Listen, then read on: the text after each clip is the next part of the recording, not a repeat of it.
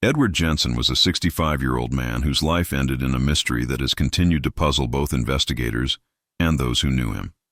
His story begins with what seemed to be a small argument, something not uncommon in the rhythm of human interactions, but what followed took a dark turn that left a lasting shadow.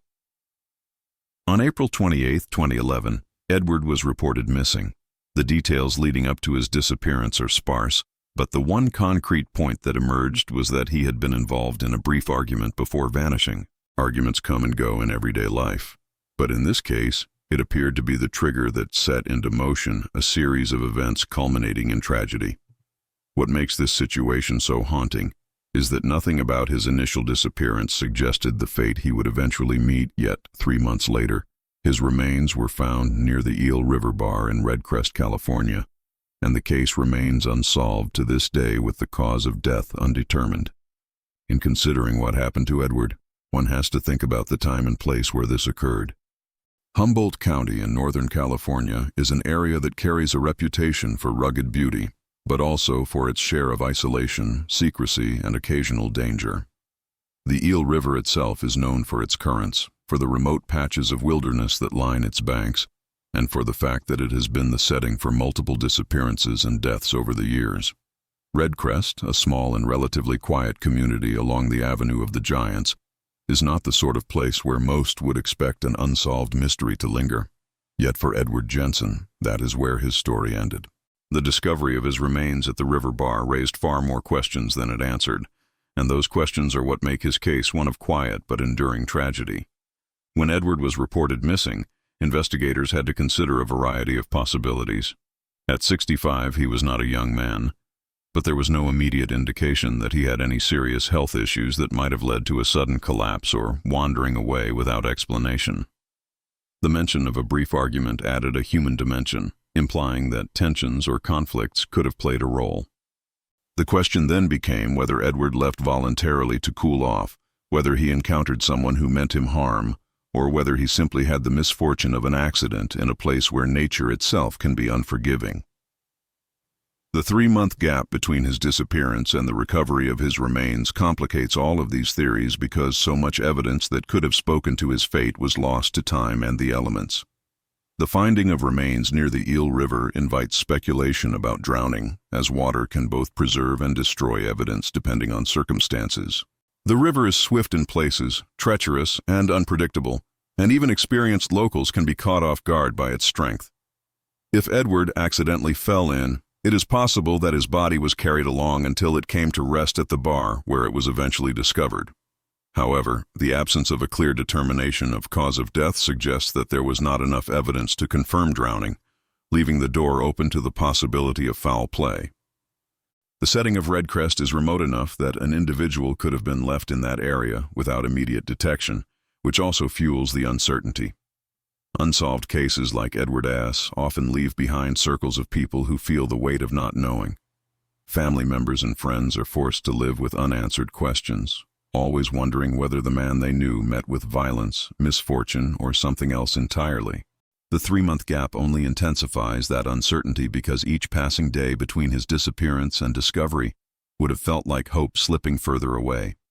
For those who loved him, the discovery of his remains likely brought a mix of closure and renewed grief, because while it confirmed that he would not be coming home, it did not answer why or how he died. That cruel balance between knowing and not knowing is at the heart of the pain that surrounds unsolved mysteries. Investigators had to balance the need for evidence with the reality that much of it had been lost. In cases where remains are exposed to the elements for weeks or months, identifying exact cause of death becomes extremely difficult. Water exposure, wildlife activity, and natural decomposition can erase or obscure the signs that would otherwise tell a clearer story. Forensic experts in Edward's case were unable to pin down a definitive explanation, which meant that law enforcement could not conclusively pursue a path of homicide, accident, or natural causes.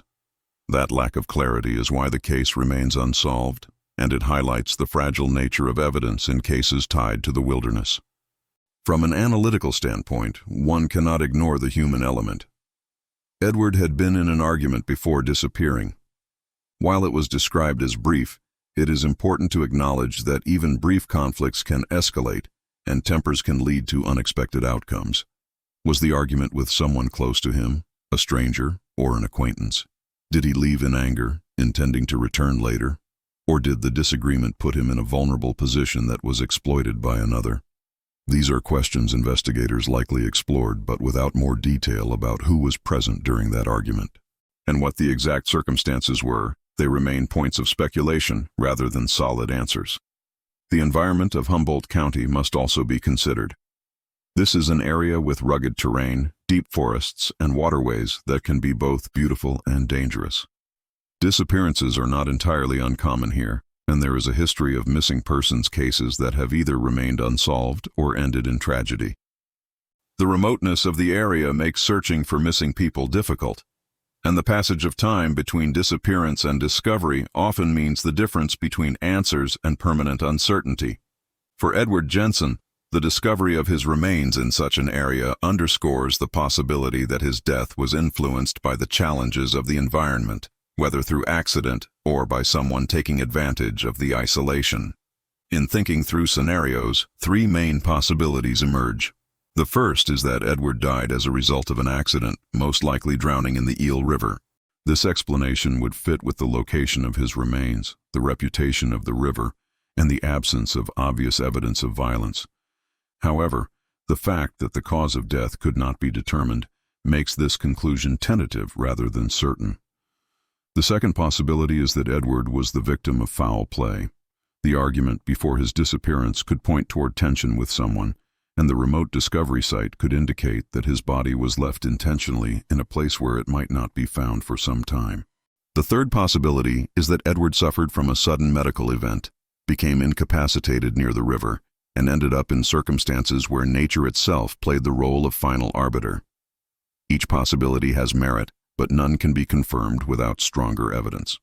The unresolved nature of this case also illustrates the broader challenge of missing persons investigations, particularly among older adults. At 65, Edward was not in the most vulnerable age category, but he was old enough that health issues could have played a role. Investigators in such cases have to balance personal history, relationships, medical background, and environmental factors to construct a narrative. But when remains are found without clear cause of death, those narratives remain incomplete. The community around Redcrest may have whispered theories, but without official answers, speculation remains just that. The silence around Edward's death is a silence filled with questions. What was said in the argument that preceded his disappearance? Who last saw him alive? Did anyone see him near the river, walking along the road, or heading into the woods?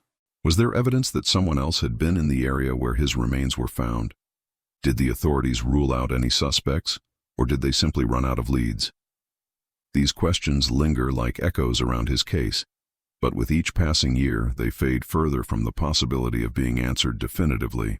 The mystery of Edward Jensen is one that reflects both the vulnerability of individuals in isolated environments and the limitations of investigative processes when time and nature erode the clues.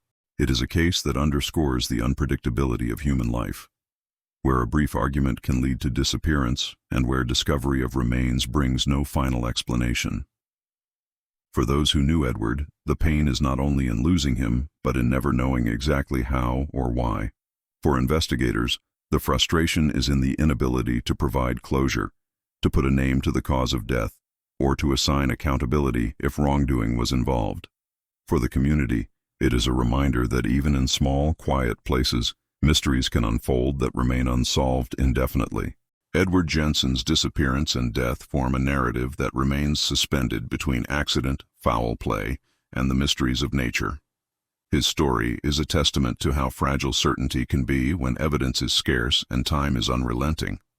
Though the record states that his cause of death is undetermined and that the case remains unsolved, the real truth lies in the lives of those affected, who must carry forward with questions that may never be answered. His case stands among many unsolved deaths where silence speaks louder than evidence, where absence is more tangible than presence, and where the river and the wilderness keep their secrets. In the end, Edward Jensen I.'s story is not only about the man himself, but also about the enduring power of the unknown. A reminder that not every disappearance yields to the light of explanation, and that some mysteries remain embedded in the landscape forever.